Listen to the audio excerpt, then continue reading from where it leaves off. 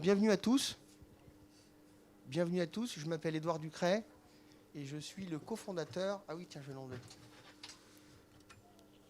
Est-ce que vous m'entendez tous? Ok.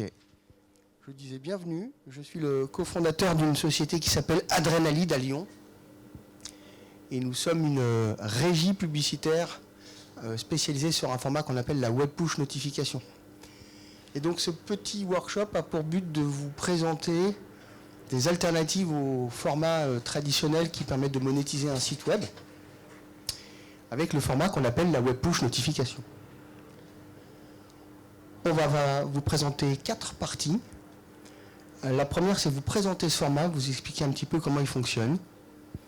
Ensuite, on va vous montrer les avantages qu'il peut y avoir pour vous, publishers, propriétaires de sites médias. On va vous montrer ensuite notre plateforme et ce qu'elle peut vous permettre de faire, au-delà de gagner de l'argent. Quelques cas concrets et puis bien évidemment des petites questions si vous en avez.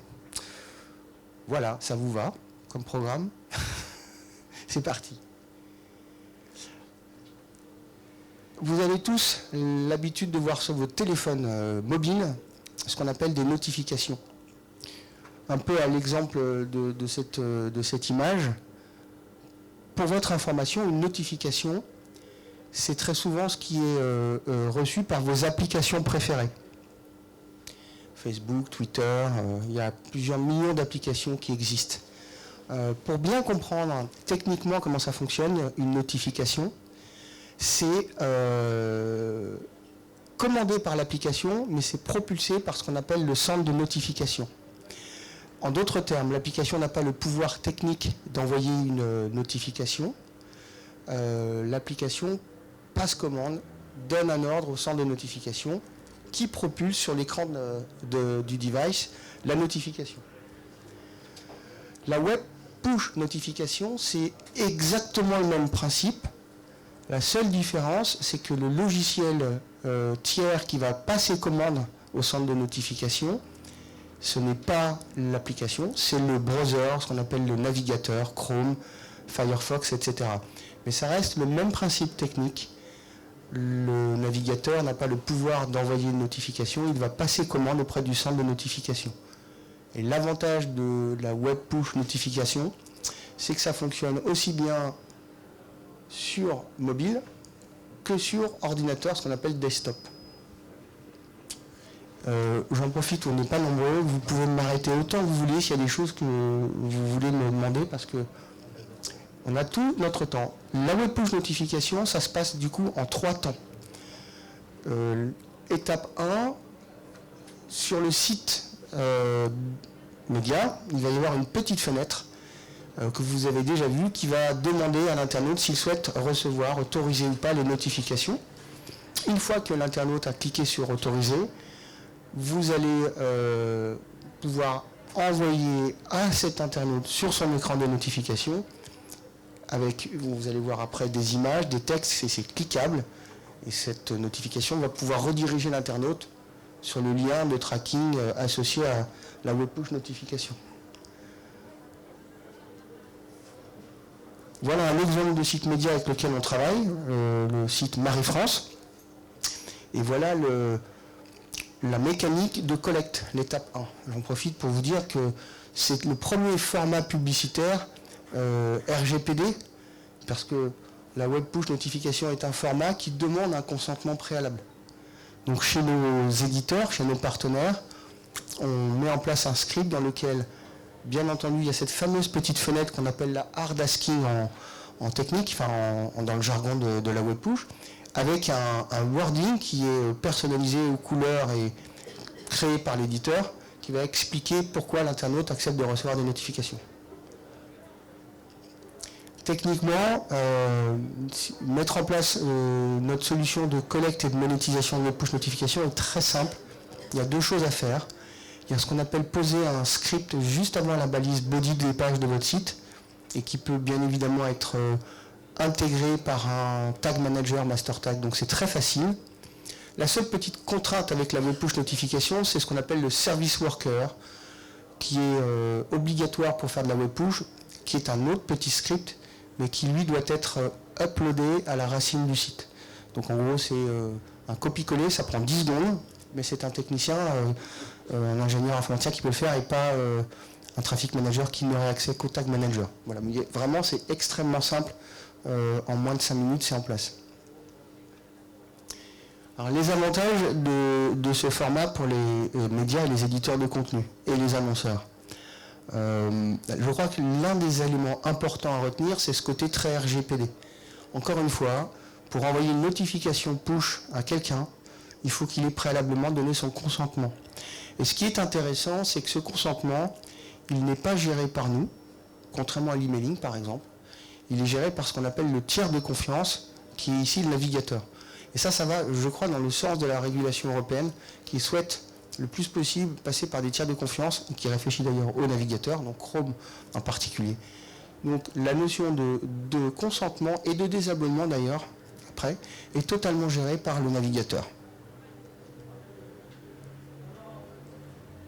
Pour l'annonceur, c'est important que je vous explique un peu l'intérêt, parce que si demain vous mettez en place cette solution, c'est bien pour gagner de l'argent, c'est bien pour travailler avec une régie comme nous, et donc la question qui doit être légitimement posée, c'est est-ce que les annonceurs adhèrent à ce produit. Alors ils adhèrent à ce produit pour des raisons assez fondamentales. Vous savez, les annonceurs aujourd'hui, ils achètent beaucoup en programmatique. Je ne sais pas si vous êtes tous à l'aise avec ce qu'on appelle le programmatique. En gros, le programmatique, c'est un écosystème extrêmement opaque et complexe qui engendre plusieurs problématiques de fond.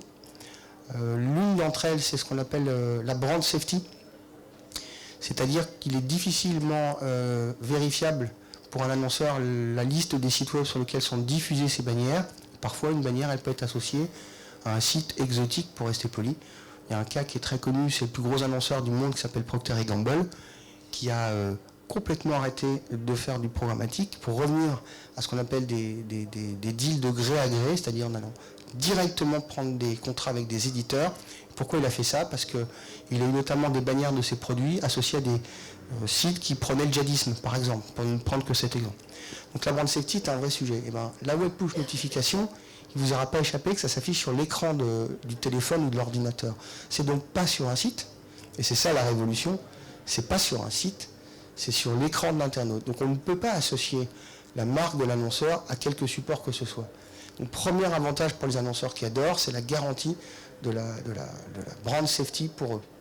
Le deuxième point, c'est la fraude. Je ne sais pas si vous le savez, mais un quart du marché programmatique, en fait, c'est des robots, c'est pas des humains. La fraude en publicité programmatique génère plus d'argent que la drogue. Et évidemment, c'est moins dangereux de se faire choper en train de tricher en publicité que lorsqu'on vend 100 kilos de cocaïne. Et donc, la fraude en programmatique est importante. Elle n'est pas possible avec la web push parce qu'il n'y a pas d'intermédiaire comme en programmatique. Il y a la marque et le device de l'internaute. Et le troisième point, et je termine par le plus important sans doute pour vous comme pour eux, c'est les adblockers. Vous le savez sans doute, un tiers des internautes, on en fait probablement tous partie ici dans cette salle, on a des logiciels qui bloquent la publicité. Un média, il ne peut pas monétiser son trafic adbloqué. L'avantage de la web push, c'est qu'elle ne peut pas être bloquée. Un centre de notification, on ne bloque pas l'affichage d'une notification. Donc c'est très intéressant pour l'annonceur parce qu'il sait qu'il va toucher des gens qui ne touchent nulle part. C'est très intéressant pour le média, pour le publisher, parce que ça lui permet d'augmenter la possibilité de gagner de l'argent avec des gens qui d'habitude refusent la pub. Et je peux vous dire que chez nous, à peu près un quart de notre parc a un adblocker et pourtant il accepte la publicité. Je défile vite pour pouvoir vous montrer un petit peu des estimations de revenus. Là, elles sont basées sur 1 million de visiteurs uniques. La fourchette est assez large parce qu'elle est large chez nous. Mais le minimum syndical par an, c'est à peu près 20 000 euros net pour l'éditeur. La moyenne, c'est plutôt 40 000 euros. Et puis, on a des sites qui gagnent jusqu'à 80 000 euros, toujours pour une estimation d'1 million de visiteurs uniques. Voilà. Donc, je rappelle le principe. L'internaute, il va accepter les notifications sur votre site. Et une fois qu'il les a acceptées, nous, on va lui envoyer des campagnes publicitaires qu'on va relayer et vous allez toucher la moitié des revenus. Est-ce qu'il y a des questions? C'est bon pour tout le monde? Ça va? Je continue. Notre plateforme, elle va vous permettre de faire plusieurs choses. Elle va vous permettre bien évidemment de consulter ce que vous gagnez, d'avoir des statistiques sur les annonceurs et les campagnes qui passent. Elle va vous permettre bien évidemment de voir votre parc, de voir les taux d'acceptation des internautes sur votre site. Mais la deuxième chose qu'elle va vous permettre de faire, c'est d'envoyer vous-même des campagnes de web push notification. Et j'aurais presque dû commencer par ça pour vous, le publisher. C'est l'intérêt de l'outil pour vous-même. On va vous le mettre à disposition gratuitement. Et donc vous allez pouvoir non seulement gagner de l'argent avec la solution, donc des revenus complémentaires, hein, je répète qu'ils ne vont pas se substituer à quoi que vous fassiez sur vos propres sites, puisqu'encore une fois, les pubs ne sont pas affichées sur votre site, mais sur l'écran de l'internaute, donc on ne va pas avoir besoin d'allouer un emplacement. Mais vous allez surtout pouvoir utiliser l'outil, comme dans l'exemple ici, avec notre client Cosmopolitan. Vous allez pouvoir envoyer vos propres campagnes de notification à votre propre base d'abonnés. Alors, il y a 4 raisons intéressantes pour le faire. La première, c'est de légitimer que vos internautes ne vont pas voir que des publicités, que vous allez pouvoir leur apporter du contenu. On a beaucoup de sites qui ont, par exemple, des flux RSS et qui vont apporter un flux d'actualité à leurs internautes. Le deuxième avantage, c'est que ça va générer du trafic récurrent. Et le trafic récurrent, vous n'êtes pas sans savoir que c'est un des 4 piliers du SEO, du référencement naturel. Et la capacité de génération de trafic de la web push est énorme. Donc en envoyant des notifications régulièrement à vos internautes, vous allez augmenter votre trafic et consolider vos places en SEO. Et puis, je l'ai peut-être oublié, mais la troisième raison intéressante, c'est l'effet vertueux de trafic récurrent important, c'est que vous allez augmenter votre nombre de pages vues et de fait donc le nombre de pages vues publicitaires. On a beaucoup d'éditeurs qui nous disent qu'ils gagnent encore plus d'argent par l'utilisation de l'outil pour eux-mêmes que par les revenus qu'on leur apporte. Donc c'est vraiment le beurre, l'argent du beurre et la crémière. Voilà. Donc là, ce qu'on vous montre ici, c'est simplement des copies d'écran de l'utilisation de l'outil qui est très simple. C'est un système de glisser-déposer. On met un lien de tracking, on écrit un texte. On peut voir ici, donc notif, il y a toujours un titre et un sous-titre. Donc vraiment, c'est très simple d'utilisation. On peut même automatiser vos flux RSS comme ici. Donc vous avez un flux, on peut automatiser l'envoi automatique de web push à vos éditeurs, à vos internautes, à chaque fois qu'il y a une nouvelle news sur votre flux. Et vous allez pouvoir, comme je le disais, augmenter votre trafic. Le maître mot aussi à avoir en tête, c'est que vous aurez à peu près 15%, 15 fois plus qu'en email, vous aurez à peu près 15% des internautes qui voient cette demande de notification sur votre site qui vont accepter. Donc vous allez pour la première fois avec un format comme la web push pouvoir travailler votre audience même quand elle n'est plus sur votre site. Voilà. Et là, ce sont des exemples, pour terminer, d'éditeurs qui utilisent la web push pour eux-mêmes. Ici, on a montré des exemples avec notre partenaire Planète. Donc ça peut être de relayer des campagnes de leurs propres clients annonceurs, parce que c'est parfaitement possible. Si vous avez des clients, des annonceurs en direct, vous pouvez parfaitement utiliser l'outil pour relayer des campagnes sur lesquelles on ne touchera pas un centime, ce sont vos clients et vos annonceurs. Et puis là, ce qui est le cas ici, par exemple, avec Planète, qui relaie ses propres annonceurs, je crois que c'est Oxybul. Et puis ici, vous avez Planète qui envoie du contenu éditorial pour faire revenir les internautes sur son site. Voilà. Est-ce que vous avez des questions ?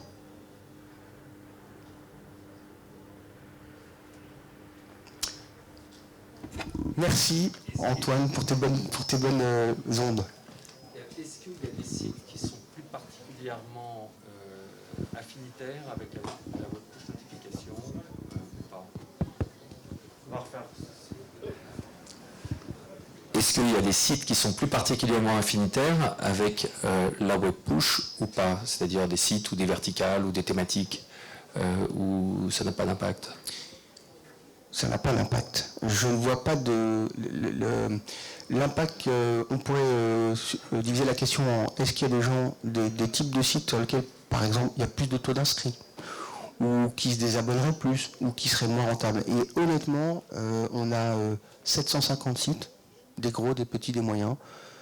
On a des taux d'opt-in qui varient, donc des taux d'acceptation d'inscription qui varient entre 12 et 22%. Donc oui, on pourrait dire que voilà, entre les revenus, ce qu'on voyait effectivement quand même, c'est que d'un site à l'autre, on passe d'un revenu de l'ordre de 2 € les 1000 visiteurs uniques à 10 €. Mais globalement, il y a quand même une grosse masse qui est à peu près...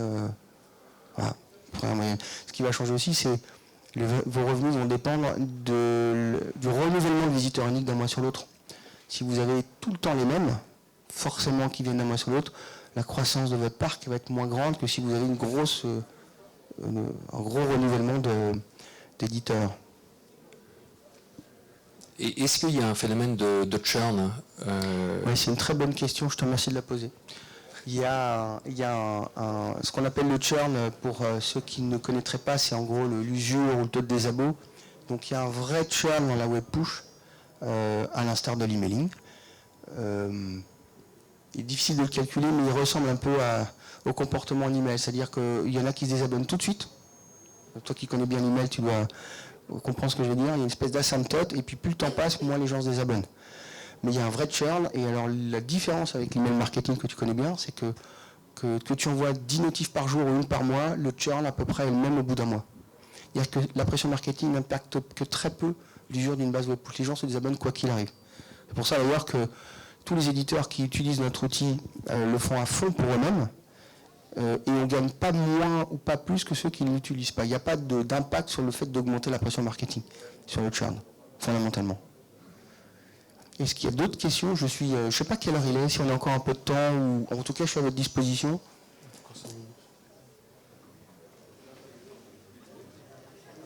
Sur tout est clair, donc le bon de commande est là, vous êtes obligé de passer par là avant de... Qui est éditeur média dans la salle? On en a qu'on connaît bien, un de nos bons partenaires. Est-ce qu'il y a d'autres éditeurs ou régies ou... Non, personne n'est dans ce domaine. Bon. Eh ben, je vous remercie infiniment. Merci beaucoup. Et puis, bonne fin de journée. Et alors, avant que vous partiez, la personne qui est là, qui a posé les questions les plus pertinentes, représente le Mycénat. Et je vous invite à l'écouter parce qu'il est évidemment bien plus intéressant que moi.